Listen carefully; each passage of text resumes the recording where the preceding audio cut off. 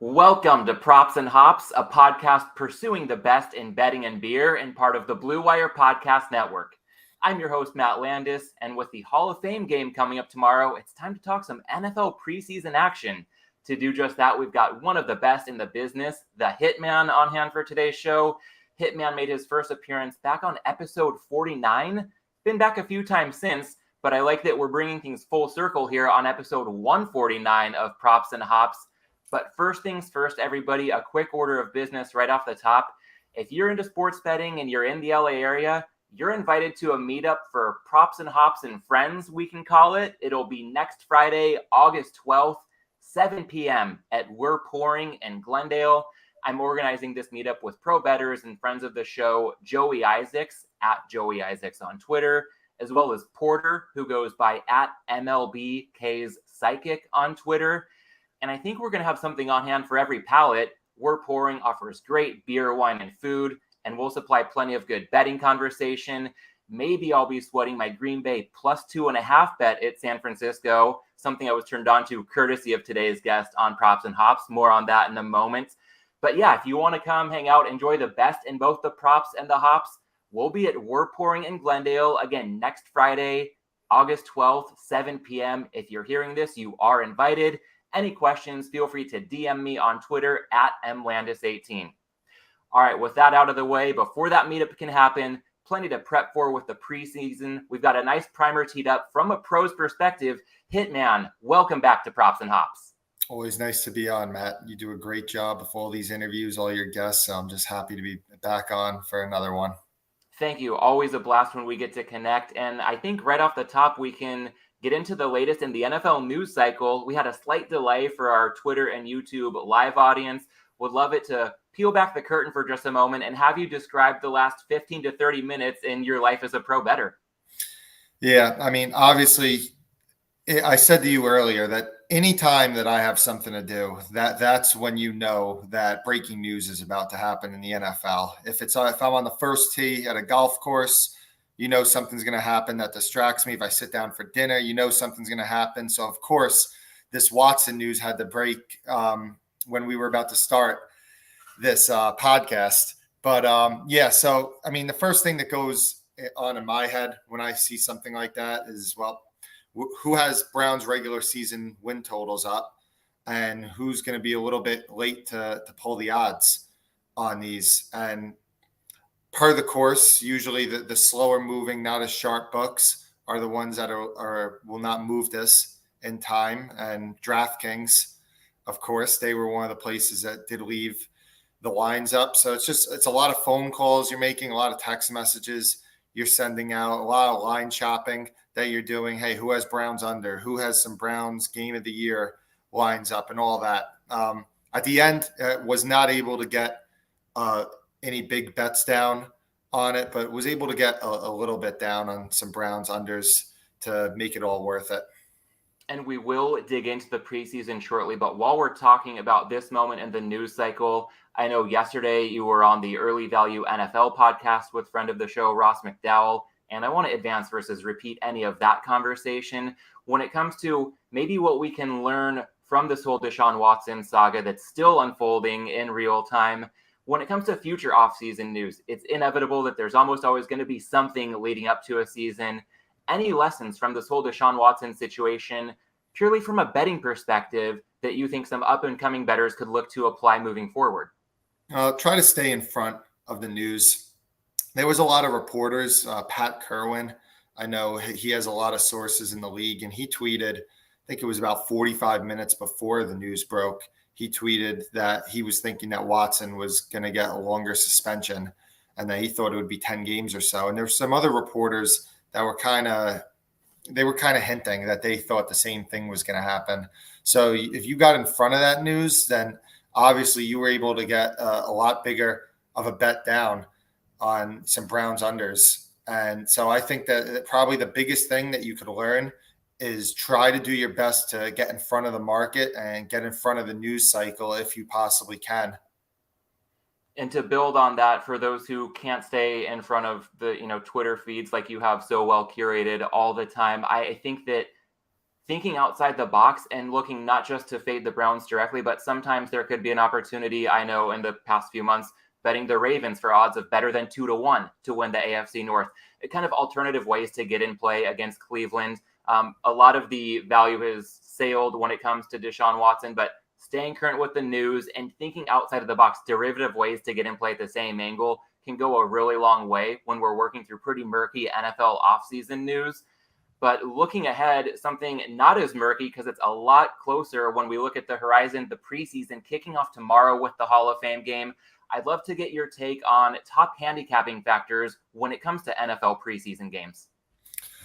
Yeah, it's kind of like what I just said with the Watson thing. And by the way, with the Watson thing, I'm saying how I'm betting Browns unders right now. But, there's a chance that Watson gets cleared to play week 1 if this goes to federal court and more stuff. So it's just staying on top of the news because you might be looking to bet Browns overs at some point if that looks like it's going to happen. So just keep up with it. But as far as preseason goes, there's really 2 ways to approach it. It's one, keep up with the beat writers, try to stay in the news about playing time. That's probably the most important handicapping thing about preseason. But a lot of those lines do tend to move quick, so you really got to be on top of it. And then the way that you could handicap the preseason where it's a little less time sensitive is usually handicapping coaches' motivation and handicapping quarterback depth charts. Obviously, John Harbaugh has won 20 straight games in the preseason with the Ravens. Everybody knows it. The market knows it. But you know what? The openers on the money line, there were some Ravens minus 140s on the openers. And you just know, hey, the Ravens are probably going to get bet up because of Harbaugh's history in the preseason. So if you can handicap that and anticipate it, you look at the price now, it's in the minus 190 range. And then with the quarterbacks, it's not just the first string quarterback because, he might not play that long in most cases, but handicap the second string, the third string. I know the Carolina Panthers were a team that I was looking at, and Washington as well. And they happen to be facing each other in week 1, and that total opened at 34. And you look at Washington, Taylor Heineke is one of the best backups in the entire league. And the Panthers have a quarterback competition where you're going to probably see some Mayfield. You're probably going to see some Darnold. And PJ Walker as a third stringer and Matt Corral as a fourth stringer or vice versa isn't terrible for third and fourth stringers. So there's really 2 ways to handicap the preseason, in my opinion. I think those are very meaningful factors, coaches' motivation and quarterback depth charts, as you touched on. I also think that over the years, maybe it's just me and my bubble, but I feel like I'm hearing a little bit more about angles like that as the years go by, wondering how much the market might be accounting for those now. Are there any factors between those 2 or perhaps anything else that you think can be advantageous to bet in the preseason that might not be getting priced properly across what's otherwise a quite efficient marketplace? It's hard to say. Obviously weather could come into play. I know the Hall of Fame game was getting some under money earlier in the week, and a lot of that was because of the weather forecast. So that could be another factor that comes into play. But really, if you're not playing the news, and the news is hard to bet because the lines do tend to sometimes move quick. But if you're not betting the news and you're really handicapping, I would really try to look into some coaches' quotes and history about how much they care about the preseason and what these quarterback depth charts. I know with quarterbacks, you tend to prefer to have a scrambling quarterback in the preseason. And the reason is because a lot of these second and third string offensive linemen just get absolutely destroyed by the defensive linemen in these games. So typically if you have a statue in a quarterback, he's not going to succeed as much as the guy maybe like PJ Walker, like I just mentioned, that he's going to be able to escape that pass rush and make some things happen on his own. I like that angle with mobile quarterbacks, and I'll run something by you. I wonder if this might be a subtle factor when we look at what's officially called week 1 of the preseason, looking beyond the Hall of Fame game. We have a couple teams who will be playing their second game against teams that will be playing their first preseason games. So Jacksonville in preseason week 1, currently minus 1.5 hosting Cleveland. And then the Raiders also playing in the Hall of Fame game, of course, in week 1. They are laying 2.5 right now against the Vikings. When it comes to that angle of teams taking the field for a second time, maybe they've got a little bit more familiarity with some of the new faces at the bottom of the depth chart. Do you think that is properly priced in, or could there possibly be some value looking to teams like the Jags and the Raiders once they get back on the field post Hall of Fame game? I mean, it's not the end all be all. I'm not going to blindly play anything, but if you ask me, like, if I prefer that a team would be playing their second preseason game rather than the first, I prefer the second. And probably one of the main reasons was, one, obviously for experience. For a lot of the young players, they're playing their first game in the NFL. So now this will be their second game while the other team is playing their first. So just the little bit of experience factor of playing in an NFL game is beneficial. So I'd say that I prefer it, but it's not a huge factor in my handicapping. Fair enough. And certainly don't mean to imply that any of these are absolutes to play blind. Usually it's the accumulation of these subtle nudges to either go ahead and make a play or perhaps making the prudent decision to pass in certain scenarios. One more factor I want to run by you. I've heard some whispers of teams playing each other in the regular season, often keeping it especially vanilla should they meet in the preseason.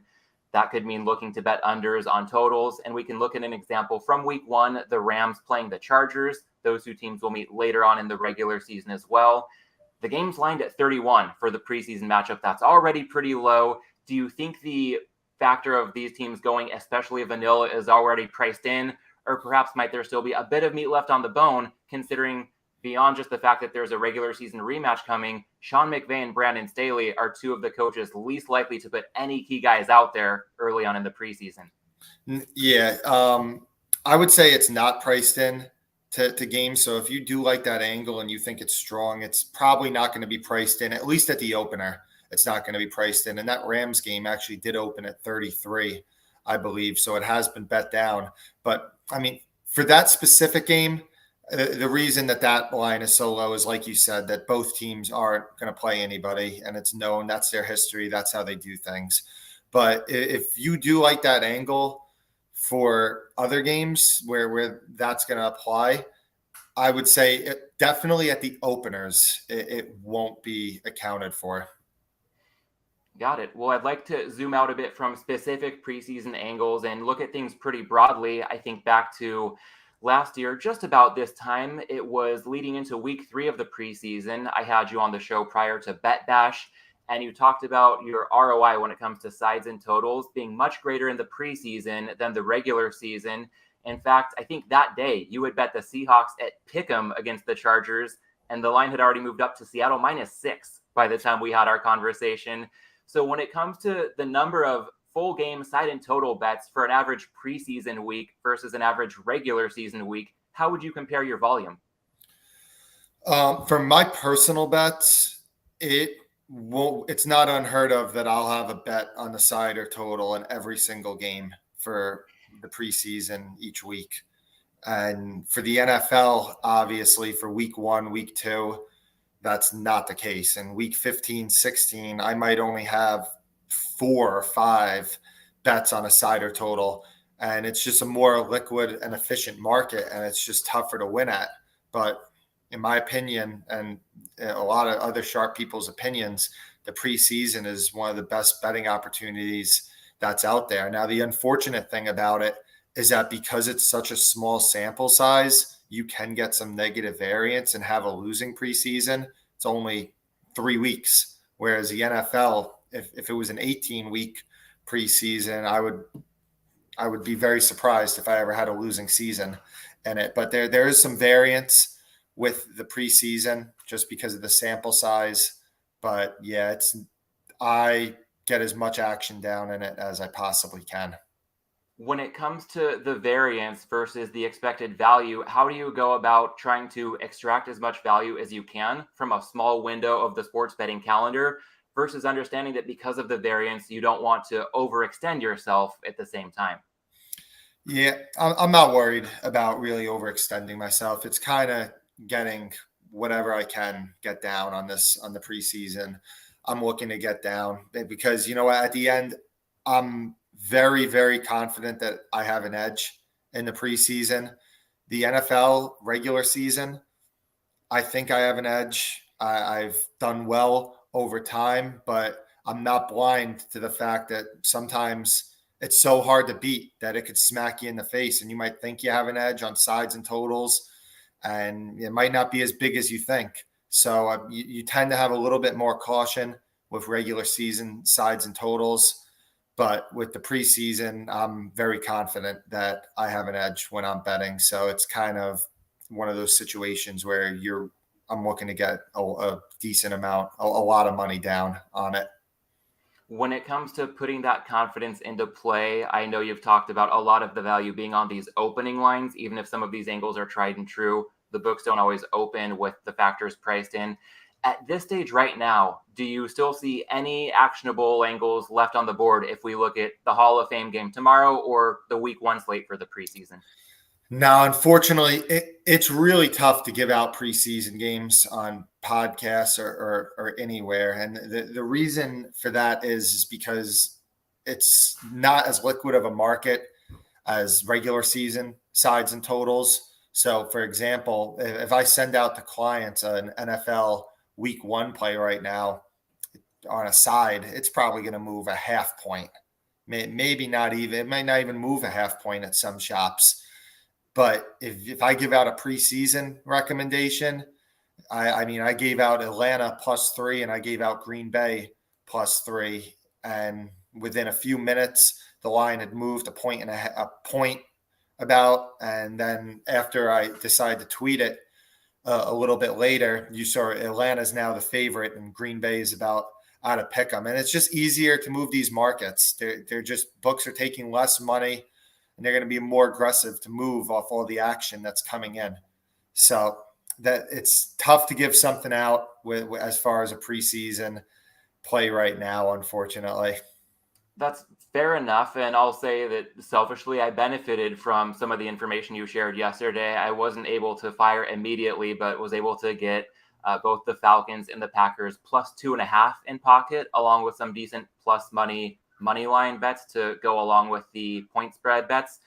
And I think it can be important to realize a connection that I just had to remind myself of. And I've been doing this for more than a decade. So for up and coming bettors, sometimes, one of the worst things you can do is bet on FOMO. I'm in a pretty sharp betting chat where around the MLB draft, there was some information on somebody likely to go number 1. And I saw it a few hours later, a small market, not much liquidity, kind of seen some parallels to the preseason here. The number had moved a lot, but I just didn't want to miss out. So I placed a smaller bet at the worst number. And then, of course, as draft day got closer, somebody else surged ahead as the prohibitive favorite to go first. So I just placed a losing bet at a much more expensive number. In the preseason, there are probably going to be plenty of opportunities. If you can't stay glued to the screen and always following the news, I think sometimes just an acceptance of knowing that value is going to pass you by. You're not going to get down on everything. That's perfectly okay. It's better than forcing the issue. I mean, for you yourself, you do this quite well professionally, full time to say the least. How do you go about balancing that dynamic of staying on top of everything as much as possible and also just knowing when the best move is to simply back off and do nothing? Yeah, I mean, it depends on if I'm going to sit back and just do nothing with it. I mean, it really depends on how much the market has moved, and then hey, the value's gone. I mean, the best example I could give from today is that Chicago came out saying they were going to play their starters for a lot of that game, of the game against the Chiefs, maybe at least the first half, who knows. And they were laying 2.5 everywhere, and that line started to get gobbled up quick. And I was a little late to it. I really did not I got a bet in on Chicago laying 2.5, but not much down. And by the time I was able to get to some more shops, Chicago's laying 3 across the board. And that's a moment I had to say, well, what do I make this game? What do I think? And, with the 3 and even some 3.5 starting to show up, I kind of said, at this point, I think it's a pass. I think that the 2.5s were decent bets, but the 3s are a pass. So you really just got to have a good idea. You got to have a buy price in mind, and you got to know when to say no when the value's gone. Let's talk about the 3 a little bit. I often refer to it as the king of key numbers when we're talking regular season. But how does that dynamic shift when we're talking preseason? Yeah, I mean, the 3 means a lot less. Does it still have some value? Yes, it does. But I know some of the most books, or nearly every book, to buy off a 3 or buy on the 3, they're going to charge you 20, 25 cents. In the NFL regular season, if it's if they're charging you 20 cents, you can make a case that is worth doing. Anymore, I wouldn't do. But for preseason, absolutely do not. It's not as valuable. The 1 is a pretty valuable number in the preseason, just because if it does get to the end of a game in the fourth quarter, coaches are going to go for 2. They're not going to play for a tie. So 1 and 2 tend to come up a lot more in the preseason. So yeah, the big thing with 3 that I recommend to everybody is I definitely do not buy on or off a 3 in the preseason. Building on your notion of 1 and 2 being relatively more key in the preseason, my favorite angle, and it could lead to some bets for listeners and viewers come preseason week 1 or any preseason slates. I'll leave it to the audience to choose how they want to specifically apply this. But teasing in the preseason can be one of the biggest ways to gain value across the whole sports betting calendar, specifically teasing up. To your point, if 1 and 2 are key, in preseason, we'll almost never see a 7.5 point favorite. But if we do, I would not be as interested in teasing them down. Teasing short underdogs up to numbers north of a touchdown really magnifies the value of those points that we get, especially if we're talking about low totals. I mean, a lot of low 30s versus totals that could be in the low 50s given the same teams in the regular season. So if I look at the preseason Hall of Fame and week 1 card right now, I count 9 teams currently somewhere between +1.5 to +2.5. So again, there's a lot of options to take teams up through a touchdown in games with really low totals. So probably not as much variance when it comes to what numbers these games are going to land on. I will say to be a bit careful. Again, we touched on something earlier. None of these angles are just bulletproof to play blind. When it comes to that angle of a team like Cleveland playing its first game in Jacksonville when it's going to be the Jags' second game, or Minnesota also in teaser territory right now at +2.5 at Las Vegas, but that'll be the Raiders' second game. Not every team in teaser territory has equal value. To your point, pay a lot of attention to the news, who's going to be in or out, or even if guys are in, what can we glean about just how much playing time they're going to get. Ideally, for that reason, I look for preseason teasers pairing together games with the same kickoff time so that I can fire right before kickoff when all available information is priced in. I mean, Hitman, when it comes to this angle, aside from maybe a team's first game versus a team's second game, are there any other big factors that would keep you off of teasing short underdogs up through a touchdown when we're talking totals in the low to mid 30s? No, it's a good move to do that. But like you said, I would only do it close to kickoff, maybe even 5-10 minutes before kickoff.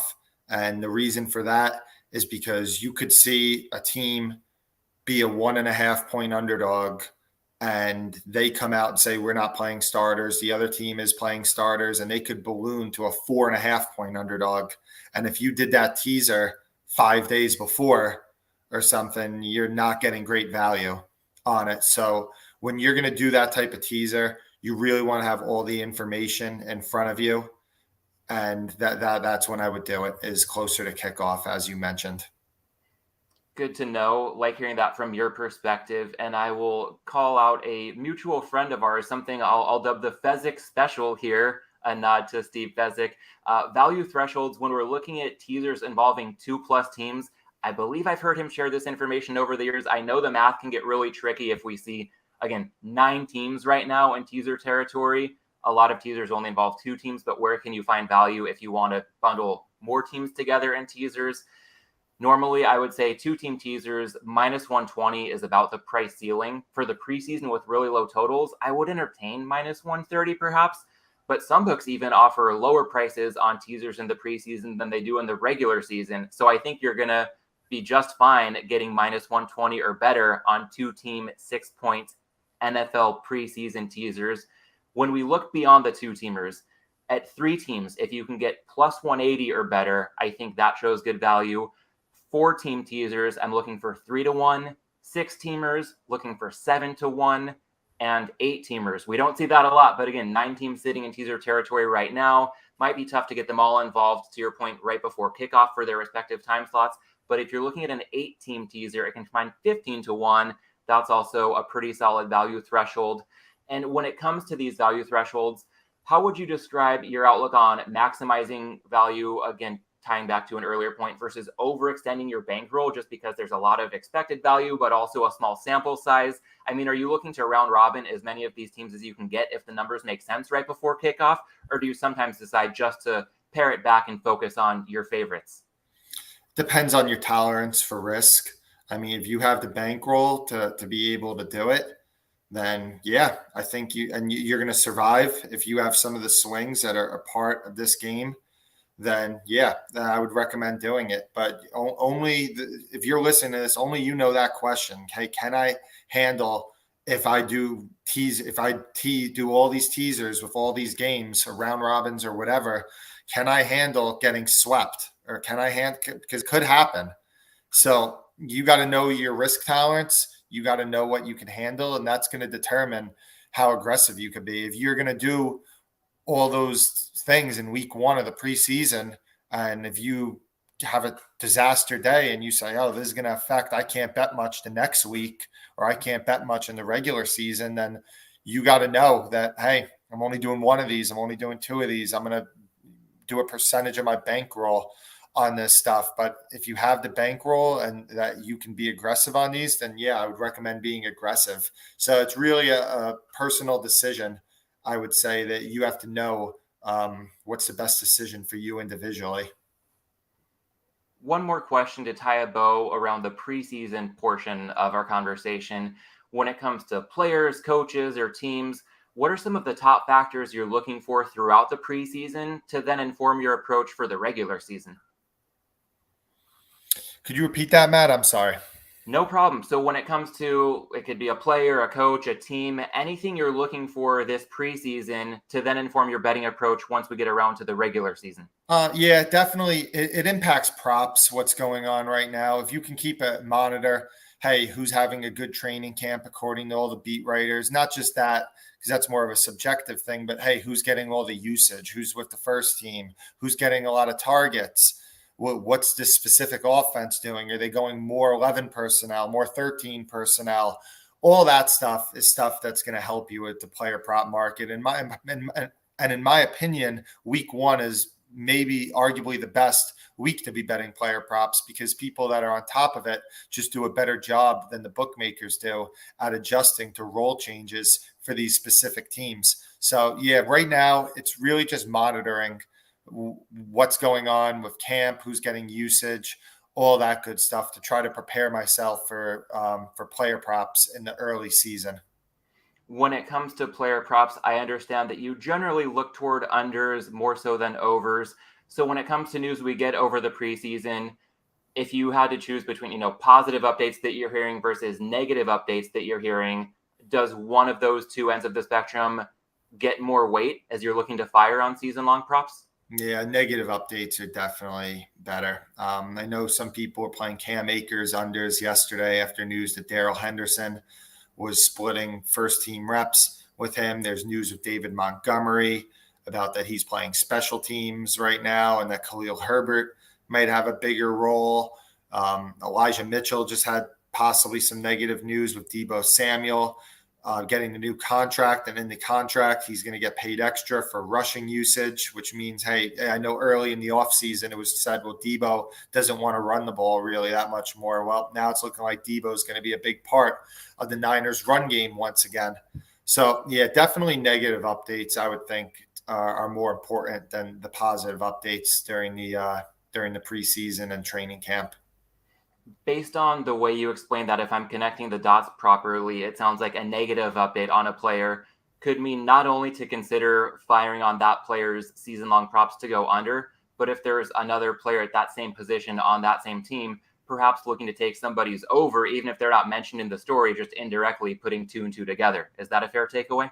Yeah, for sure. For sure. It more applies to week 1 because, like, someone with the David Montgomery thing, for example, Khalil Herbert's really not going to have season-long lines up right now. So in week 1, he might. But it also applies to fantasy football. I know a lot of people that are betting big. They're playing in fantasy football leagues. A lot of them take it very seriously. So when you're monitoring that news, it could help you greatly with daily fantasy and your fantasy football leagues as well.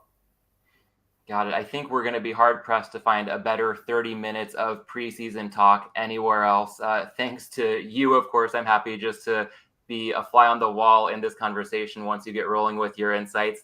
I would like to talk some regular season as well while I've got you. I know on the Early Value podcast yesterday, you mentioned the Saints as being a team that you still consider to be a little bit undervalued. And my first reaction was a bit of surprise because I had Cleve TA on this show back in May, episode 137. And at that time, he was mentioning the Saints being undervalued. So I'm thinking, wow, 2-3 months later, the same team is still perhaps undervalued. And at the same time, maybe it shouldn't be so surprising because most people who bet still probably haven't even really started thinking seriously about how they're going to wager this coming NFL season. So with the Saints in mind, still being perhaps a bit undervalued, would you say there's a price ceiling that you have on your radar pertaining to their regular season win total price, or perhaps that week one line, Saints hosting the Falcons? Yeah, I mean, for the regular season wins, and it's been hit. I mean, it opened 7.5. It's tough right now to think of a lot of teams. Hey, I love this team. I think they're so undervalued because, the time to bet a lot of these regular season wins was 3 months ago. But with the Saints, I still see there's some alternate lines out there. I think FanDuel has over 7 minus 170. DraftKings has over 7, or FanDuel has over 7.5 minus 170. DraftKings I know has, I think, over 7 minus 215.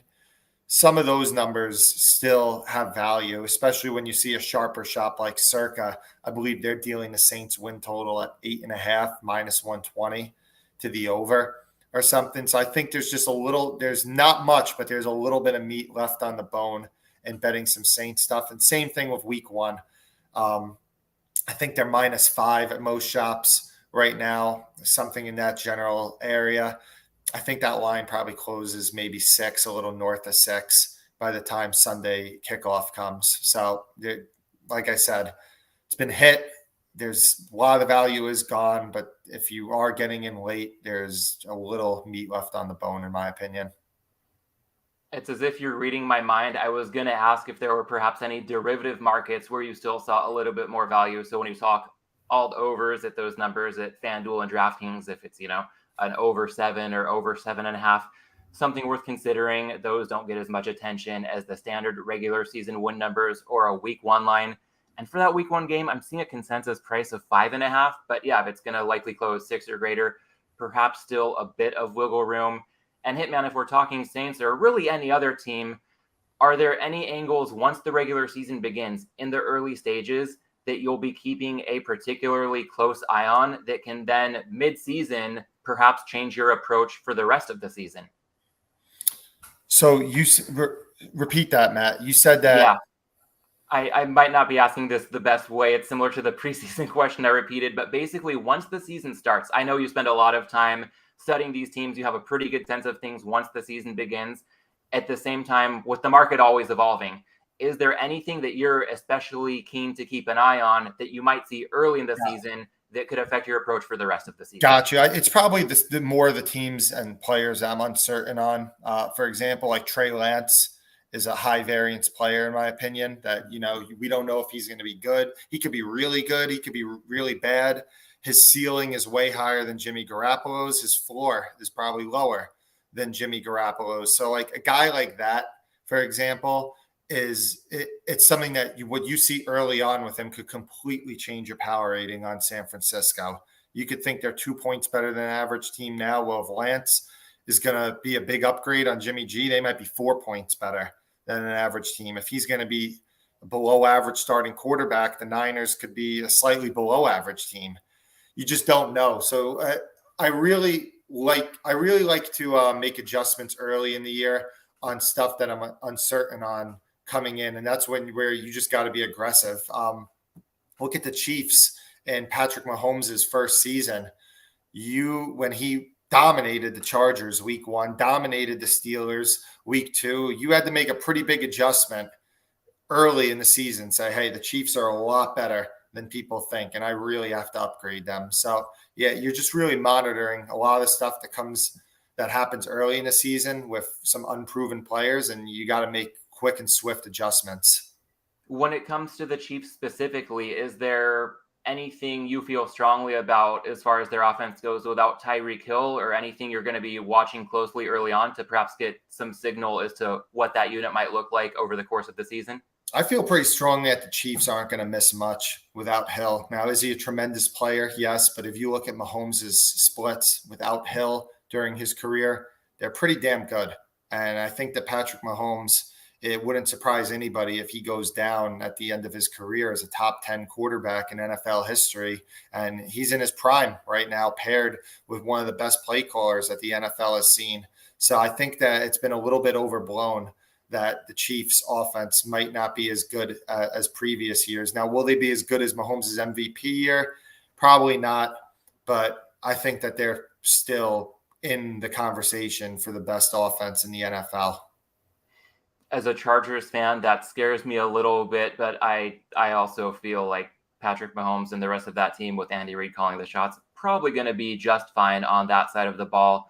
I'd like to shift gears a little bit and note that not only are you about as sharp as they come from the betting side of things, but you're also becoming quite the media maven these days. People can find you as a pregame pro on pregame.com, as an NFL sharp with Bet Prep, also contributing to NFL coverage at covers.com.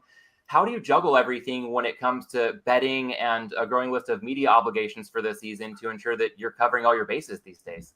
Yeah, I mean, it's not that bad. And the main reason is that any media company that I'm doing something with, they have to realize first that I'm a bettor first. And that's where the majority of my income's coming from. And that's going to be my priority. So a lot of the companies and people that I'm dealing with, I make it known, hey, listen, I can give X amount of time. This is what I could afford to do. And it's most likely going to be on these specific days where I'm a little less busy with betting. And if you want me, great. If not, then it's not going to work out. So fortunately, a lot of companies have been able to work with me around my schedule. And that's what makes it pretty easy for me. So it's not that much of a hassle for me. As we talk about the notion of balance a little bit during the NFL season between media and betting and other life obligations, I'd like to go ahead and weave in the Malinsky Minute as a nod to the late, great David Malinsky.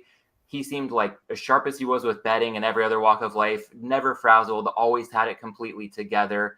And when you think about the season to come, this is a pretty pivotal time of year where, it's almost an on-off switch, August through February versus March through July.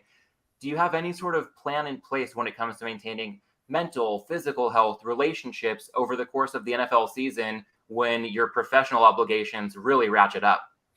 Yeah, I mean, the longer that you start doing it, the more you realize that you got to put some time aside for things. And I'm trying to do each year, I'm trying to maybe put just a little bit more time aside.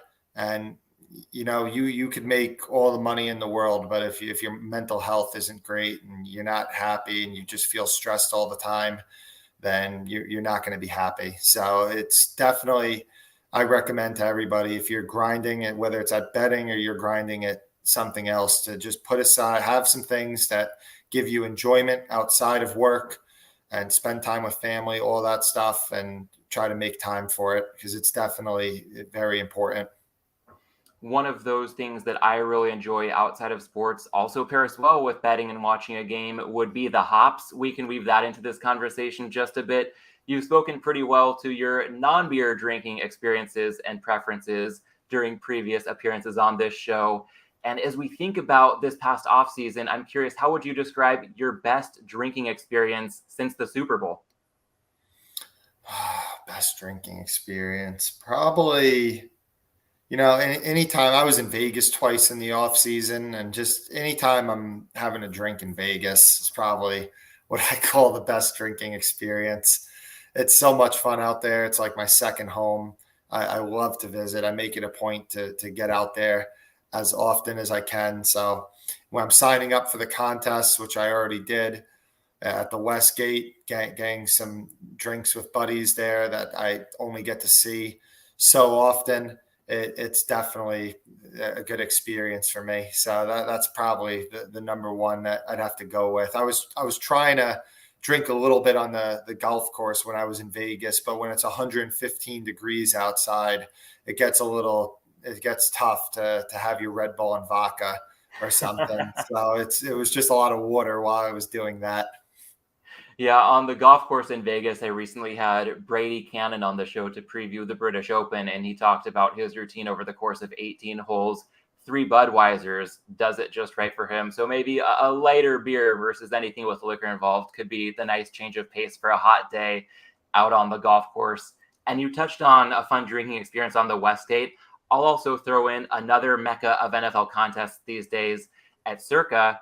You and I at Bet Bash Stadium Swim watching the Final Four. I think I was drinking Corona from a can. That might have been a first for me. Maybe not the last, but one of the last times as well.